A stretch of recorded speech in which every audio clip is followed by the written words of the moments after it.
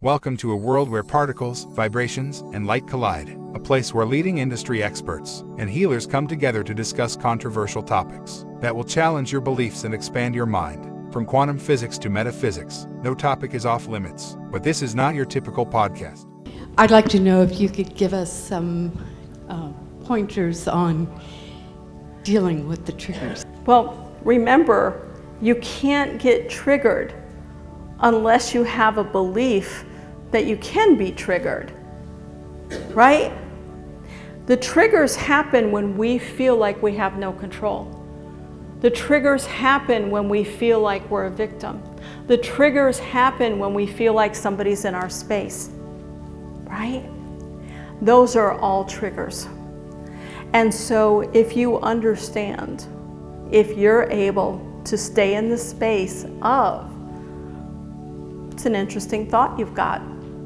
It's a show guaranteed to make you question your assumptions and push you to expand your horizons. For those who are already fascinated or passionate about the work of Patti Conklin, this show will give you an inside look into the mind of one of the industry's most renowned figures in vibrational mediation. With over 28 years of experience and a long list of big-name collaborations, Patti's insights and perspectives will inspire and challenge even the most seasoned practitioners. And if you're the skeptic who doesn't believe in vibrational mediation, this show is for you. Healers, doctors, and scientists are just a few of the professions represented by our fascinating visitors that bring their unique perspective to every episode. Join us on this journey into the world of healing within and adventure inside. Our mission is to inspire, challenge, and enlighten our audience with thought-provoking conversations and fascinating guests from a wide range of fields who can shed new light on important issues facing society today. Join us for each episode if you're ready to explore and learn about the latest developments at the intersection of cutting-edge science, spirituality, and self-improvement. Enter a world where waves, particles, and light all meet. Enter the world of healing within and adventure inside. Hi, everyone. It's Patti Conklin, and you're with another episode of Healing Within and Adventure Inside. And I'm so thankful that you're with me today and my wonderful guest, Linda Zlotnick. And Linda, thank you so much for being on the show today.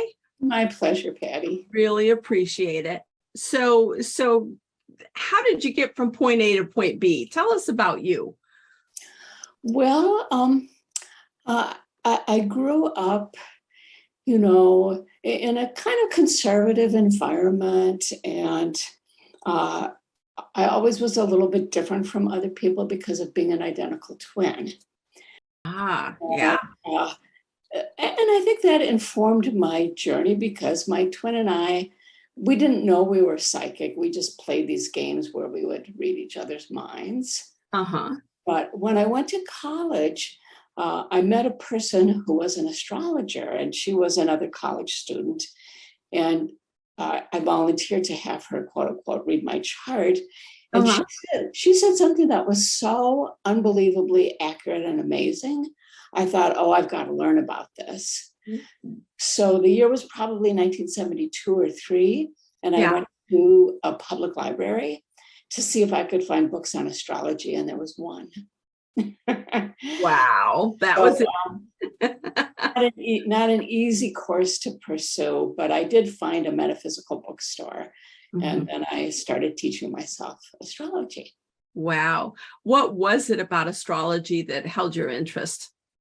Well, when I started studying it, I felt like I was learning something that I already knew. And it helped me make sense of other people, and it helped me make sense of the universe or my connection to the universe. Yeah. Did your twin share the same interest in astrology? No, but she was very interested in psychology.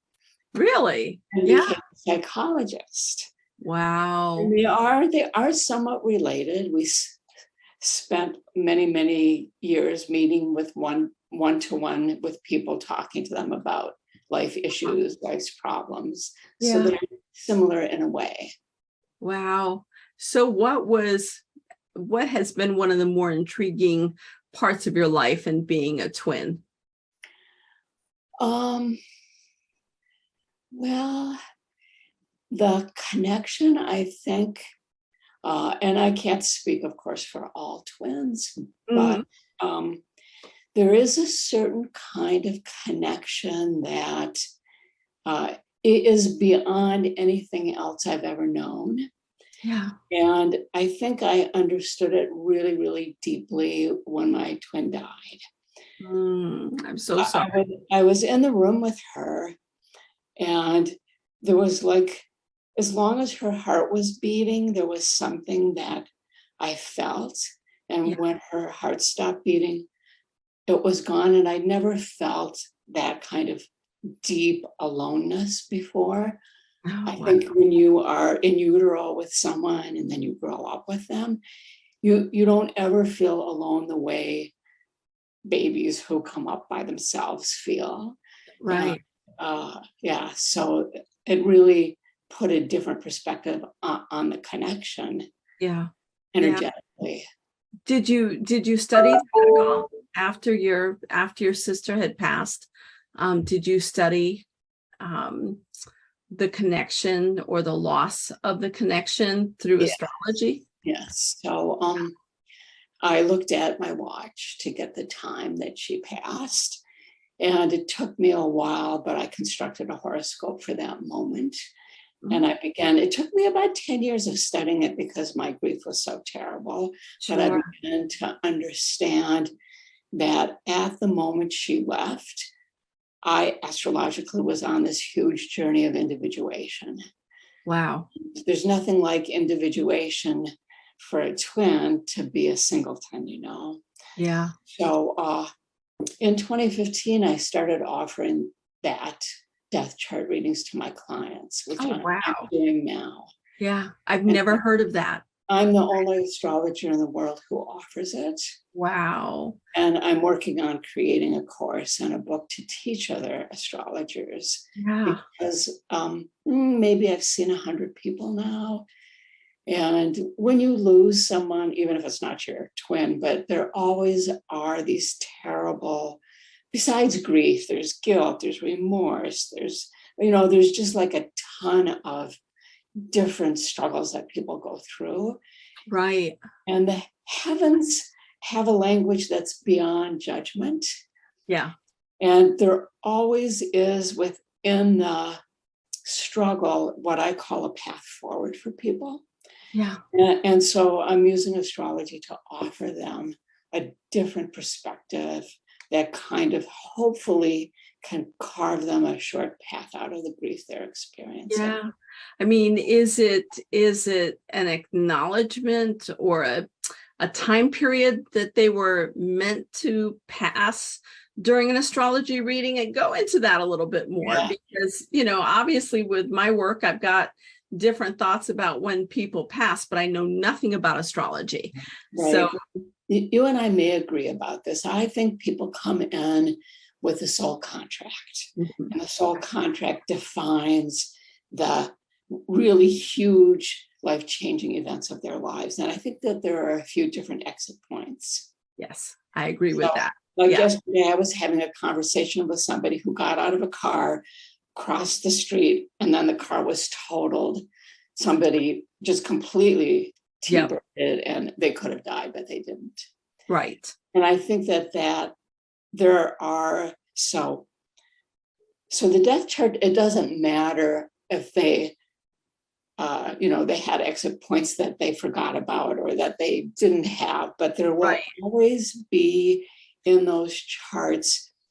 So in astrology, there are these points that have to do with the soul's journey, and there always will be an involvement with the soul's journey in that exit point. And for the person experiencing the loss, that is even more profound. Wow. And so I'm able to articulate for them, here's the soul's journey you came in with. And here's what was happening at that time the person left. And this is kind of your evolutionary path now, if you choose to accept it. And we all know that some people I've met enough people who are so buried in their grief that they're it's not useful what I'm telling them. But right. So is that your specialty? I mean, are you doing other astrology readings, or are you focusing on the death point? I mean, that's critical. I mean, I've never, like I said, I've never heard of it. I've been around a long time, but I have not heard of that, and can see how valuable it could be to those that are left. So I feel like the death chart work is my contact point with my twin. Mm-hmm. I feel like she's with me, kind of cheering me on. Yeah. And it feels very important, but I also do all of the other birth chart readings, comparison readings, family chart readings, chart Right. readings for the future that I've always done, partly because I have people who've been with me for 30 and 40 years and we have a relationship. And so, of course. Right. Right. Yeah. Do you find that you attract more multiples, as in twins or triplets, in terms of wanting to get a chart read of why they were coming in at the same time together? That's interesting. And there are many parts of my profession where I do attract specific kinds of people, but that hasn't happened very much. Really? Yeah, I love doing charts for other twins, but it just Yeah. doesn't happen that much. I would think that would be something, if I were a twin, that I'd want to know of why did we come in at the same time? What do you think, you and your sister, your twin, what do you think the two of you gained by being twins in your lifetime? How did it affect both of you while she was still with us? Well, I think the empathy, like her pain was my pain. Like if she started to cry and this lasted into our adulthood, if I cried, she cried. If she cried, I cried. If she got hysterical laughing, I got hysterical laughing. There was a way in which we were unable to be separate emotionally. And I've met with enough. So after she died, I found a group called Twinless Twins International. Oh my goodness. And yes, so it's a very sad club to belong to. Yeah. But I met a lot of other twins. And, so you talk about your twinship, and not every twinship is the same.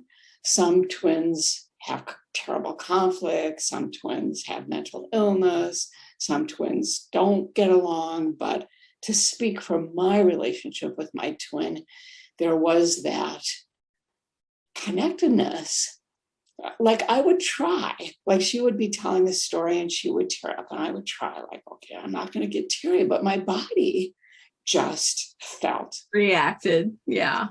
And so I think that gave us a very unique understanding in our work with people. Yeah. Because I don't think most people have that. Right. No, I mean, I am close with my sons. And if I start crying, one of them will call and say, I hear you crying. And the other one will call and say, I feel you crying. And so they respond very differently. But if I'm having a really rough time, even though they're children and not twins, they are very clear when I'm having a rough time. Fortunately, it hasn't happened a lot in life, but they started doing it in their teen years of just, and it will be, I hear you crying, or I feel you crying. And to me, that's the closest that I think I could experience a twinship of, of having a twin. So what are some of the fun times that you and your twin experience that you can look back now from an astrological standpoint, if that's possible, and look at, what was meant to be in terms of some of the joyous times or some of the real challenging times in your life with your twin? Well, we both loved backpacking, and we loved being outdoors. And, so we took trips mostly to the Rocky Mountains. And, we just have those kinds of, wonderful experiences of, exploring the outdoors. And I have two children who she loved dearly, and unfortunately, they were 5 and 9 when she died, so she didn't Yeah. be in their lives enough. Yeah. I mean, the difficult times, everything kind of fades in relationship to her illness, which was so difficult. She got diagnosed with ovarian cancer and only lived 5 months. Oh I my don't know goodness. if you know anything about that Oh disease, yeah. but it's it doesn't, it's asymptomatic for a long That's right. time. That's right. And That's right. so by the time they discovered it, it was stage 4. And Yeah. I had known, just because I know what's happening in the heavens and I know my chart. And so I had known that something that was going to shake up both of our worlds was coming our way. Mm, I didn't know that it would be. I knew once the diagnosis came that her life was going to end, but I didn't know that right. in advance. Right. So, I mean, for people who have premonitions, Yes. and for people who are doing astrology and something's coming, does that create more anxiety for you or less anxiety? I mean, to know that something's coming that's going to shake up your lives, but not knowing what's that feel like? Well, in the case of my twin, it just made, I pretty much stopped everything that I was doing so I could be with her. Yeah. Because I knew time was short. And I think it helped kind of prepare. But there have been other things that I have known about in advance, and I always feel like it's a gift. Yeah. Yeah. So living life as an intuitive, living life working with other people, living life with a twin, moving into astrology. Is astrology, how old were you when you had your first astrology reading? 21, maybe 21. Yeah. Yeah. And so I don't know, I guess I don't have enough astrology readings. I'm not quite sure what to ask. So, and I suspect many of my viewers haven't either. But did it give you a good compass or an encapsulation of life? And I don't mean events, but focal points in your life, ages. So I'm not going to exactly answer that, but okay. My very, very first astrology teacher, who I adored, said character creates destiny. And the birth chart is a map of your character, and it isn't absolute. So there's a range in every birth chart of how people can use or express the energy. But in understanding the capacity in my birth chart, it really has helped me, let's just say, evolve, like aim to be the best version of who I am in this particular lifetime. Yeah. Yeah. So I'll give you one very concrete example. So in my chart, I have a very, very strong relationship with the planet of Pluto, and Pluto is the gatekeeper to the underworld. And in ancient mythology, people would go to the underworld when they died, and if they could survive, they would come back with great gifts and great wealth. So when I was 17, when we were 17, our mother died. And that was my first kind of being pushed into the underworld. And that was a very negative descent, because in my family, everybody was like, don't cry, you stop crying. Just buck up, get over it. Right. You have a mother just deal with it, no help, nothing. So that was a very difficult descent into the underworld for me. And it took me a very long time to kind of get my grounding again. And astrology helped me do that. Yeah. So 18 to 21. But when my twin was sick and then died, I understood grief as something that you must surrender to and you must pay it its due. And I went to some very, very dark places, but I didn't ever want to die, and I didn't ever feel like I was going to lose myself. I knew I was in a process that would eventually help me heal. Right. And so that's kind of the playground of astrology, is that some people with strong Plutos can be very, very depressive, self-destructive, can go down a path where they're caught up in something that's more powerful than their own will. But other people can say, oh, I'm going to kind of willingly go into this dark place to see if I can work my way through it. And that's very simplistic. Right. I always find that if I go to a dark place, I want to accelerate it. I want to go deeper into the darkness so that I can get through it. So instead of putting it on the back burner, right, I go ahead and face it. Surrender to it, surrender to it. Yeah, because I think we all need to go through that surrender of whether it's an illness, whether it's a death, is going through that. Did you go back and do your mother's death chart? Were you able to get her time of passing? No, but I had the day. I had the approximate time, and it's interesting that, like, my twins' chart. I don't know how. Maybe it was because of my age, but I never could put the pieces together in the same kind of meaningful way for myself about my mom. Yeah. So both of her chart. So when I saw the astrologer when I was 21, she said to me, something happened that was very, very, I can't remember the exact words, but she said something like a dark shadow passed over your family when you were 17. She saw that in my birth chart. Wow. I learned astrology. I saw that in my birth chart too. Goodness. So that was marked in my birth. Yeah. That there would be something, not exactly what happened.